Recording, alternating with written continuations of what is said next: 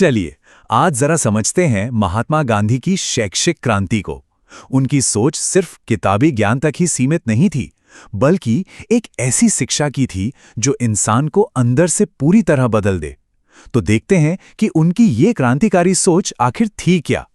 तो शुरुआत करते हैं उस एक बुनियादी सवाल से जिसने गांधी जी के पूरे फलसफे को, उनकी पूरी सोच को शक्ल दी कि आखिर शिक्षा का असली मकसद है क्या।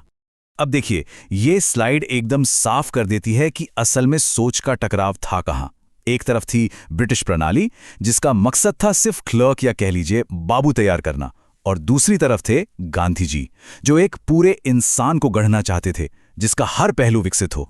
तो ठीक है, उनके शिक्षा से जुड़े विचारों को अगर समझना है तो पहले हमें उस इंसान को समझना होगा, उनके जीवन दर्शन को, मतलब उनकी जिंदगी को देखने के नजरिए को समझना होगा।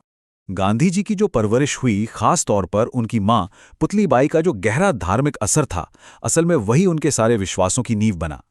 कह सकते हैं कि उनकी मां की आध्यात्मिकता ने ही उनकी जीवन दर्शन को वो मजबूत आधार दिया जिस पर उनकी पूरी की पूरी सोच खड़ी हुई। तो उनका जीवन दर्शन या कहें लाइफ फिलॉसफी असल में आइडियलिस्टिक था, मतलब वो ईश्वर, सत्य और अहिंसा में एक अटूट विश्वास रखते थे। वो ये मानते थे कि पूरी इंसानियत में एक ही दिव्य आत्मा है, हम सब में एक ही आत्मा है जो उस एक परमात्मा का ही हिस्सा है। और इसी बात को उन्होंने एक बहुत ही खूबसूरत मिसाल से समझाया। उन्होंने कहा, जिस प्रकार सूर्य की किरणें अनगिनत हैं पर उनका स्रोत एक ही है, उसी प्रकार ईश्वर को भी अनेक नामों से जाना जाता है लेकिन उनका रचयिता एक ही है। मतलब उनका ये मानना था कि रास्ते भले ही अलग अलग हों लेकिन मंजिल यानी वो एक ईश्वर, वो एक ही है। ये सोच मजहबों के बंटवारे से कई ऊपर की बात थी। और इसी जीवन दर्शन से निकला उनका सबसे मशहूर सिद्धांत, सत्याग्रह। अब ये कोई पैसिव रेजिस्टेंस यानी सिर्फ चुपचाप सहना नहीं था, बल्कि जो सच है, जो सही है, उसके लिए एक एक्टिव, एक नॉन वायलेंट आग्रह था। मतलब हम सच के लिए लड़ेंगे नहीं, आग्रह करेंगे। तो ठीक है, अब जरा गहराई में चलते हैं। सवाल यह है कि ये जो उनका जीवन दर्शन था, ये शिक्षा के लिए क्रांतिकारी सोच में आखिर बदला कैसे? गांधी जी के लिए शिक्षा का मतलब सिर्फ दिमाग में जानकारी भरना नहीं था। जैसा कि उन्होंने कहा, शिक्षा से मेरा अभिप्राय बालक तथा मनुष्य के शरीर, मन तथा आत्मा के सर्वांगीण एवं सर्वोत्तम विकास से है। उनके लिए शरीर, मन और आत्मा, इन सब की अंदरूनी ताकत को बाहर निकालना ही असली शिक्षा थी। वो साक्षरता को, मतलब सिर्फ पढ़ना लिखना जान लेने को असली शिक्षा का अंत नहीं मानते थे, बल्कि उसकी शुरुआत का एक जरिया भर मानते थे। अब ये स्लाइड बहुत मजेदार है।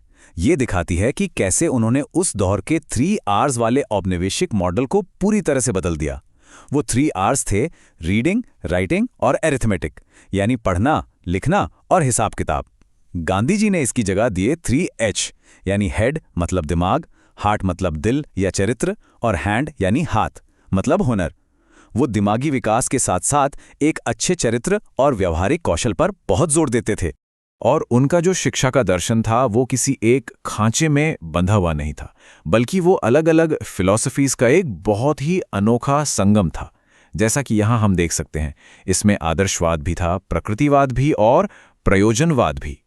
मतलब एक तरफ तो ये अपने आखिरी मकसद में आदर्शवादी था कि शिक्षा का लक्ष्य है आध्यात्मिक विकास और ईश्वर को पाना। दूसरी तरफ ये प्रकृतिवादी भी था जो मानता था कि बच्चों को अपनी पसंद से, अपनी मर्जी से सीखने की आज़ादी मिलनी चाहिए। और साथ ही ये प्रयोजनवादी मतलब प्रैक्टिकल भी था कि शिक्षा ऐसी हो जो समाज के उस वक्त की ज़रूरतों के काम आए, प्रासंगिक हो। तो अब आगे बढ़ते हैं। गांधी जी ने सिर्फ बातें नहीं की, सिर्फ सिद्धांत नहीं दिए, उन्होंने एक पूरा प्रैक्टिकल प्लान बनाया, एक खाका तैयार किया जिसे बुनियादी शिक्षा का नाम दिया गया। तो इस बुनियादी शिक्षा की सबसे खास बातें क्या थीं? पहली तो ये कि ये 7 से 14 साल के सभी बच्चों के लिए फ्री और ज़रूरी थी। दूसरी, सारी पढ़ाई बच्चे की अपनी मातृभाषा में होती। तीसरी, और ये बहुत अहम है, कि शिक्षा का केंद्र कोई ना कोई उत्पादक हस्तशिल्प होता था, मतलब कोई हुनर। और आखिर में इसे ऐसा बनाया गया था कि ये आत्मनिर्भर हो, यानी शिल्प से जो कमाई हो उसी से स्कूल का खर्चा चले। तो ये क्राफ्ट सेंटर्ड एजुकेशन काम कैसे करती थी? देखिए, इस मॉडल ने सीखने को बहुत ही एक्टिव और प्रैक्टिकल बना दिया। जैसे कोई छात्र पैटर्न बुनते बुनते ज्योमेट्री सीख रहा है, या फिर खेतों में फसलों की देखभाल करते हुए बायोलॉजी समझ रहा है। तो शिक्षा सिर्फ किताबों तक सिमट कर नहीं रह गई, वो जिंदगी से जुड़ गई। और अब आते हैं आज के दौर पर। इन विचारों की विरासत क्या है और आज की दुनिया में ये कितने प्रासंगिक हैं?